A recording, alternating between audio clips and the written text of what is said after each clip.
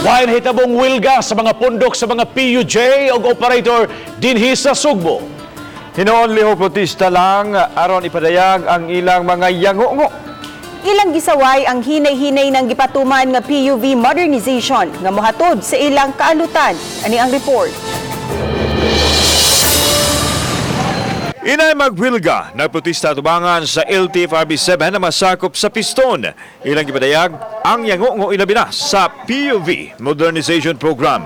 Mukabat kami siguro mga mga driver din mga 50 taon ka driver sa operator, mga gagmayng operator ang naa din karon para pakita ang suporta namo sa gideklarar nga sa nationwide strike dito sa Kauluhan.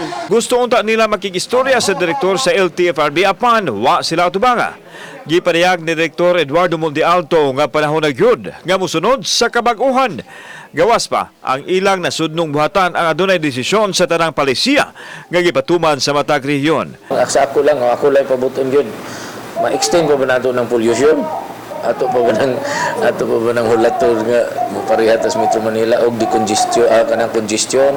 Samtang hulagway sa kapulisan nga malinawon ra ang pagprotesta sa transport sector. So far, we don't have any monitor any violent rally or strikes diri sa Toa.